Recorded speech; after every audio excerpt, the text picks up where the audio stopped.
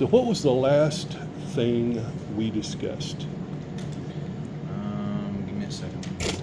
I know it was part of the blood cells or blood. Talked about hypoxia.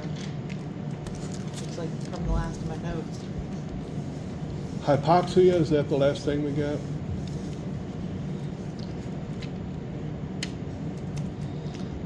Hypoxia hits you quickly.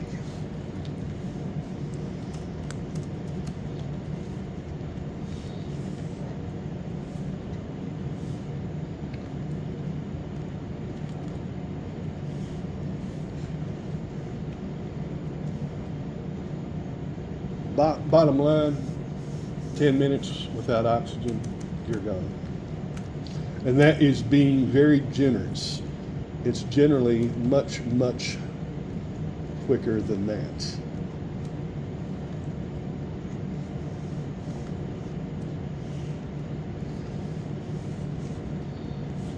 And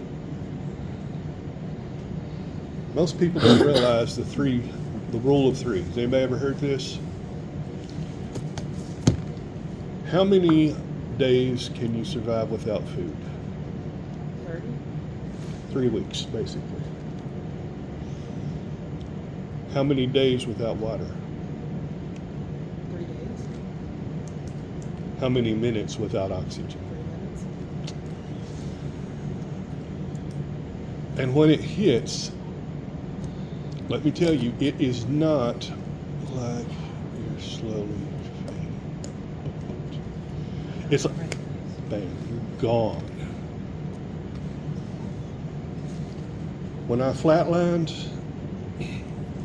my ex said 3 things happened more or less simultaneously. She said your chest went down and didn't rise, the heart monitor went flat and didn't come back up, and you just slumped over right in the middle of a word. Hypoxia generally results from a lack of oxygen that you breathe in.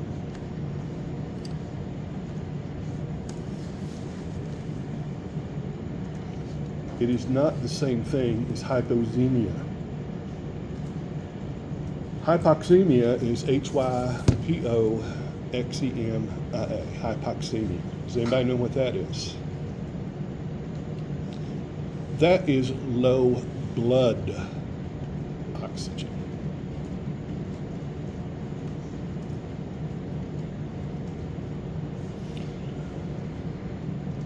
Very often they will have the same cause.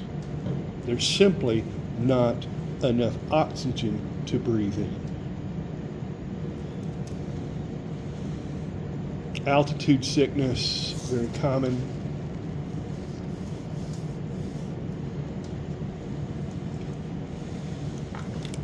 You get a lack of air circulation, you suffocate.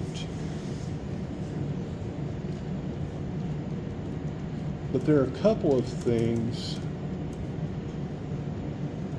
that are more likely to cause hypoxemia, respiratory failure, for example. There's oxygen in the atmosphere, you're just not getting it into your lungs and or your bloodstream. And the big one, anemia.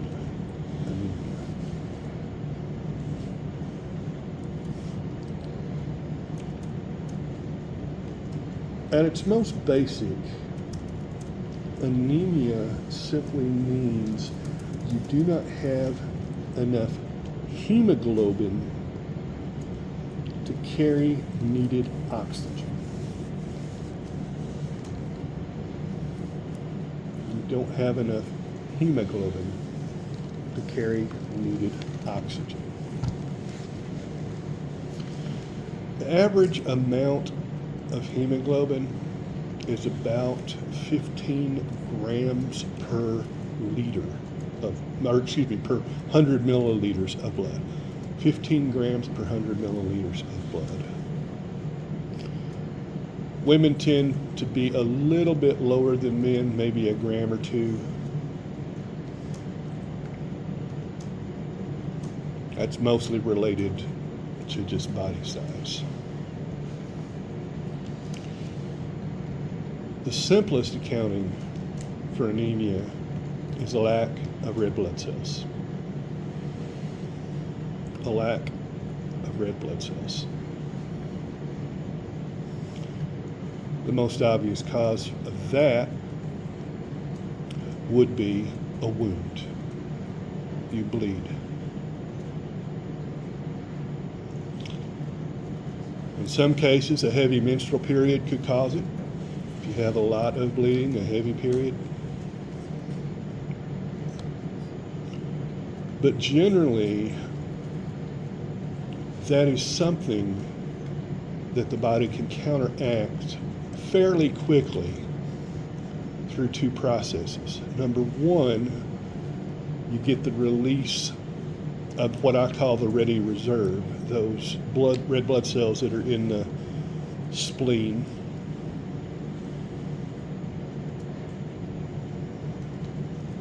And number two, the process of synthesizing new red blood cells,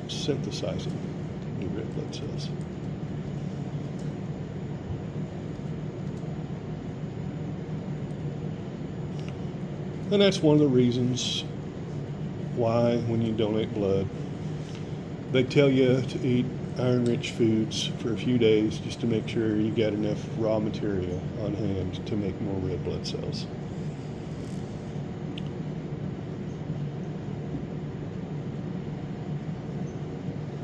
The other type of anemia is generally caused by a lack of iron in the diet. A lack of iron in the diet.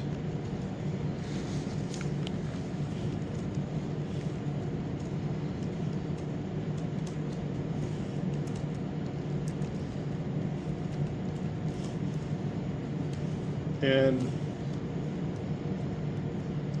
this is more common than you may realize. You hear all the time, diet, diet, diet, nutrition, nutrition, nutrition, you are what you eat, blah, blah, blah. Well, it's true.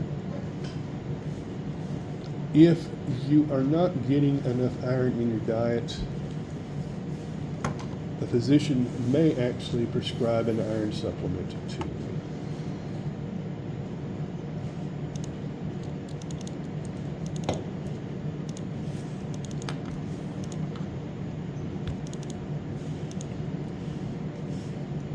You can actually buy these over the counter at a drugstore, the dietary supplements. Most people will not need this. Most people will not need to take a supplement.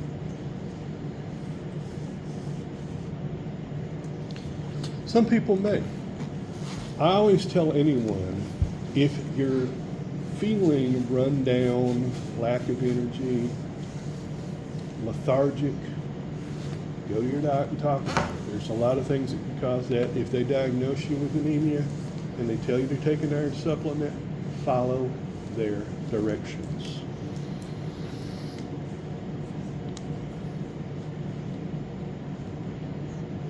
Because I love all these people who are out there on the internet. Well, I don't feel like I need to take me no iron supplement, so I ain't going to. Well, I'm sure I'm going to trust your feelings over my knowledge and training regarding my health. Remember, you pay these people for a reason, right? If you get too much iron in your blood, you can get a condition called hemochromatosis.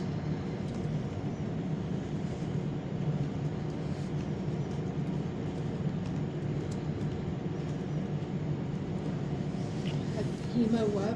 Hema, you want me to spell this? Sure. Okay.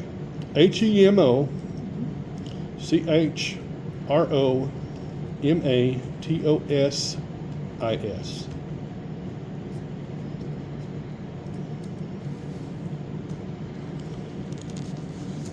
Hematomacrosis. This is simply an excessive amount of iron in the blood. It's the opposite of anemia.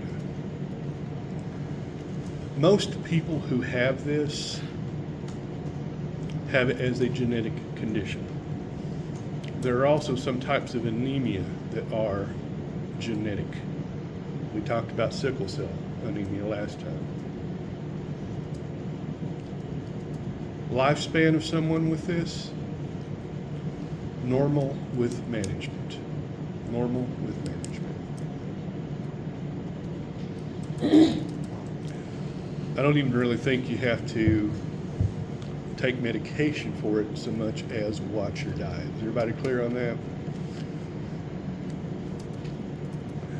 But it's not surprising that you can get these conditions fairly easily when you think about the importance of oxygen, how much we have to have, and how much hemoglobin there is present. Does everybody feel comfortable with that? Y'all want a fun little side note? How many of you have ever heard of the Blue People of Kentucky? The Blue People of Kentucky have an inherited condition that's called methemoglobinemia. Methemoglobinemia. And what happens here, the body produces methemoglobin.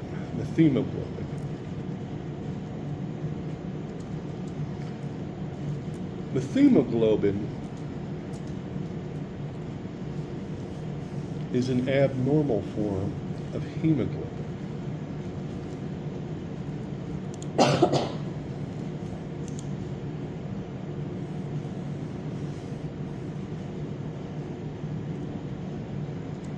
It can be acquired or inherited.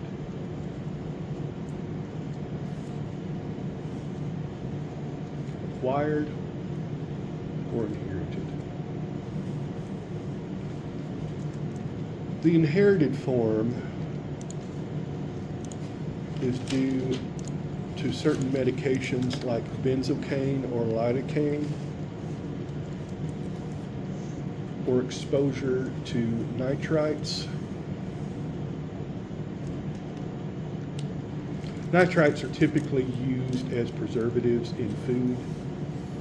Things like beef jerky, sausage. Dang. Huh? I said dang. As long as you're not eating a couple of 3 pounds of stuff a day, I think you'll be okay. Dang. You're more likely to get gout than you are. What'd you say? Because he went dang. I don't have gout. I've got gout. I'm sorry. Don't be. It doesn't. It's funny because I've got this toe on my left foot that looks like somebody smashed it with Does a it hammer. hurt? I have never had any pain or awkwardness or weird symptoms in it other than my toe looking like it got smashed with a hammer. My doc put me on something like 2 years ago. It hasn't had any effect that I can tell. But that's neither here nor there. I'm gonna have to separate you two. You keep just. You'll have to share it with me. Yeah, you do. Every time I look down there, huh? She asked where we were at. I asked where we were at. Make sure who gets the blame and credit. Oh, I'm just teasing y'all. The form that was found in the people in Fugate County, or in the Fugate family, that was inherited. And it's not inbreeding like you think. You know, this isn't Game of Thrones or Grey's Anatomy where everybody's sleeping with their brother and their sister or something like that. But we know what it's like with the roads around here, right? Every time it snows, I've had somebody miss class. Even if we're scheduled, the main roads are clear, I know these back roads very often don't get any sunshine because you get down in those hollers and it just is dark, isn't it? 100 years ago, not that long ago, it was a major, major deal just to travel, say, from here to Oneida. The only real way to get through there was basically a country mountain dirt road, or to take the railroad. And you know where all the stops are on the railroad: Strunk, Revelo, Stearns, Whitley City. All of those literally were stops on the railroad because that was the main way to get up and down through here. So if you're going to marry somebody, it's probably going to be a local person, right? We all know about the big families they had back then. My dad, born in 1940, he was one of 7. His dad, born in 1900, was one of 15. I don't mean 15 children born, I mean 15 that survived to adulthood. If there's a Smith in Scott County, I guarantee you I'm their cousin some way, shape, form, or fashion. With that limited gene pool, you're just going to get a higher number of people who inherit the mutant form of the gene. Now, when we say blue people, we're not talking Smurfs here. The term is cyanosis. Cyanosis. C-Y-A-N-O-S-I-S. Have you ever seen anybody who's got their lips blue, their fingernails are blue, just super cold? That's cyanosis. It's simply a lack of oxygen in the blood. If you were to draw blood from somebody suffering from this, it wouldn't be that deep purplish wine color that you're used to. It would be almost a chocolate brown. Now again, we're talking somebody who suffered from it from birth and a serious condition. Like a lot of conditions, it can be from mild to severe. Very, very often, you just treat it with diet.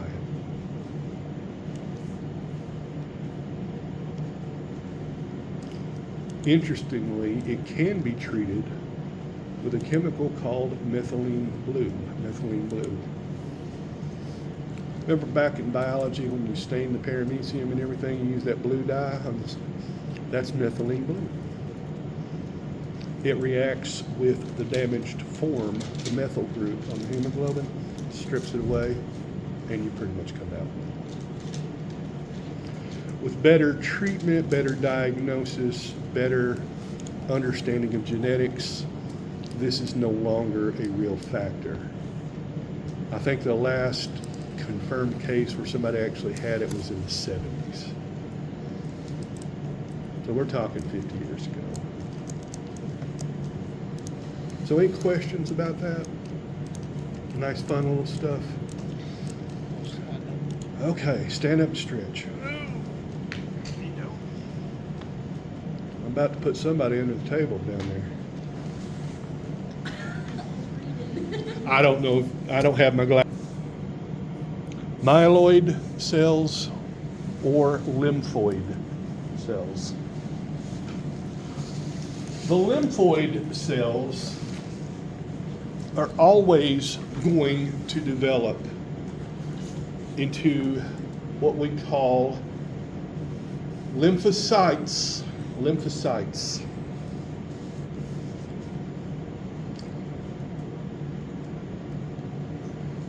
These are specific kinds of white blood cells. These are specific types of white blood cells.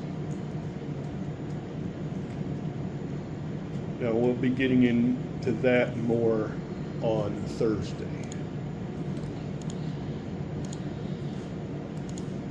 Everybody okay? Are you with me? So the myeloid stem cells, those can become platelets,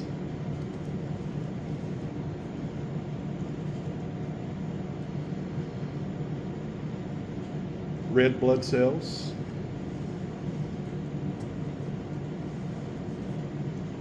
or a special class of white blood cells known as granulocytes,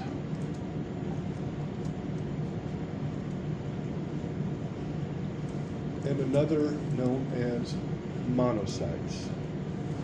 Monocytes.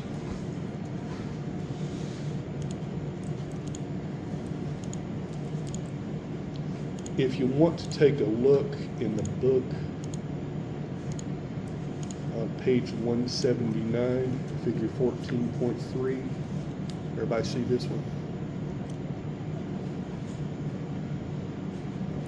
Does an excellent job of summarizing. Everybody cool?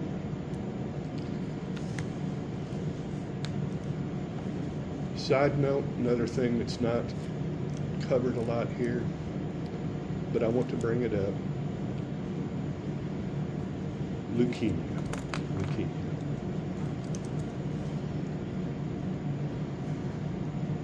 Somebody know what leukemia is? Cancer. Cancer. Basically, cancer of the blood.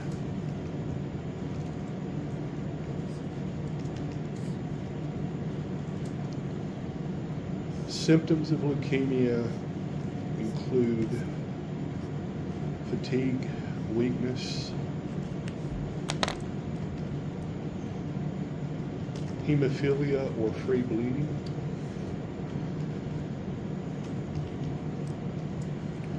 bruises that form very easily,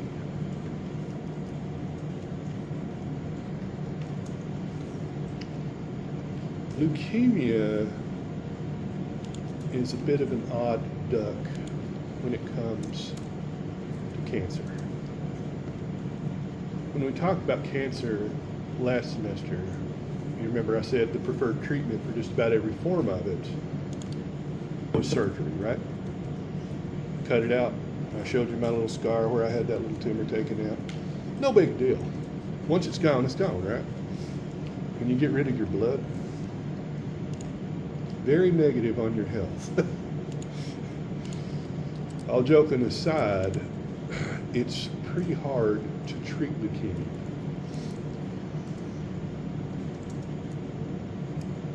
Generally, there are two approaches to this. Number one is chemotherapy.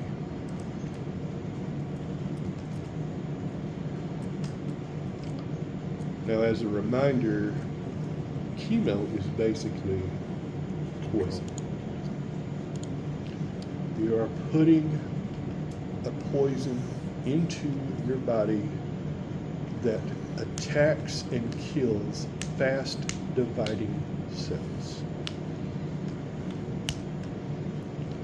You're doing that in the hope of killing off all of the cancer cells without killing off too many of the good cells. But you think of the side effects of chemo. Most common ones probably being hair loss, right? And extreme nausea, intestinal distress, aka diarrhea, complete loss of appetite. People undergoing chemo very often will lose a significant amount of weight just because they don't want to eat. And most of the time, when they build in a recovery period during chemo, it's not trying to recover from the cancer, it's basically trying to recover from the chemo itself. They'll give you an infusion once a week for 8 weeks and then they back off for 4. The reason is you need that much to recover from that much poison. It's always a balancing act between trying to kill the cancer and not kill the patient. More recently, one of the preferred ways of doing this has been through bone marrow transplants. Bone marrow transplants.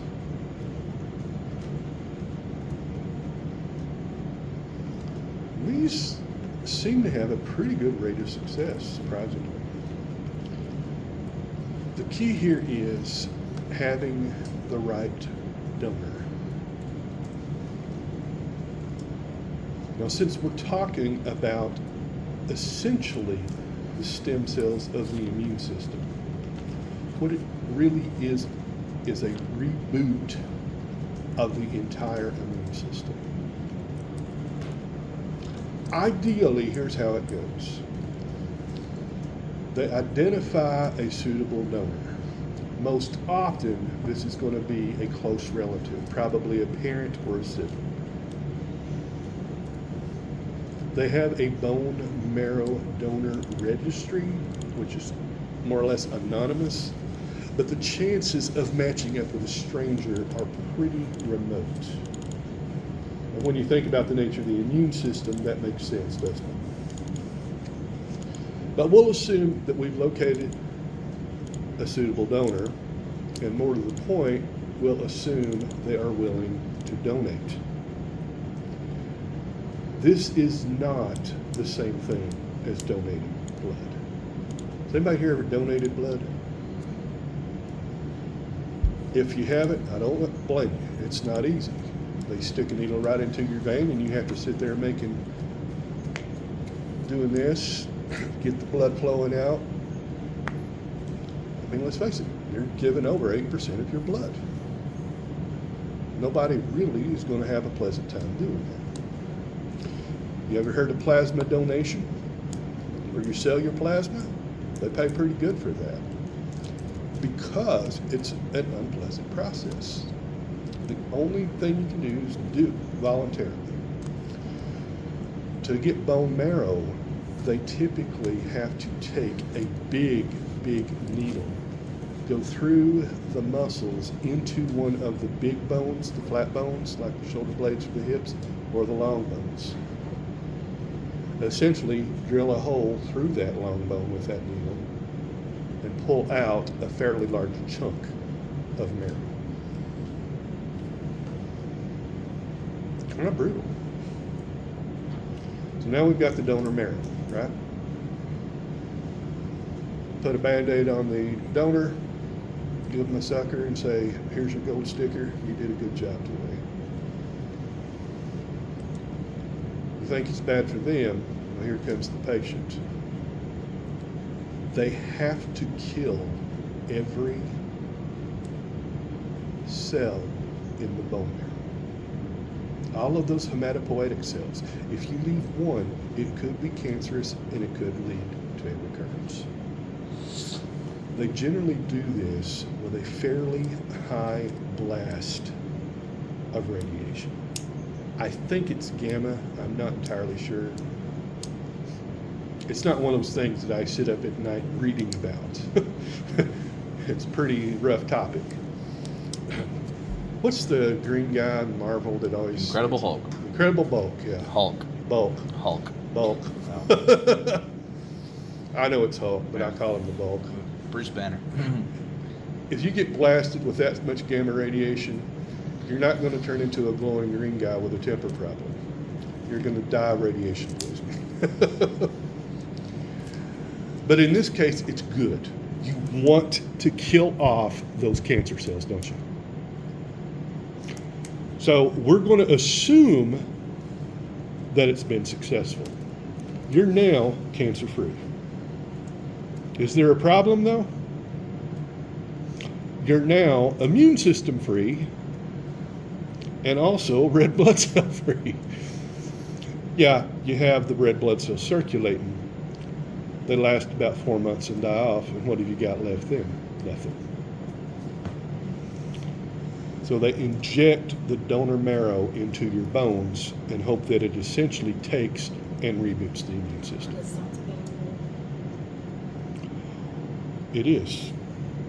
These are not treatments that you're going to just do on a Sunday afternoon because you feel like it. Y'all had a little fun today with the blood sugar stuff, right? But it still took some of you a little bit of socking up to think about it. Some of you had to have a little help. Some people opted out. And all of those are fine. I don't blame anybody. I do it because I have to. But I guarantee you, when I first got diagnosed, do you think I was as blasé about it as I am today? I was a little squeamish. Is everybody okay with that? That's how you treat leukemia.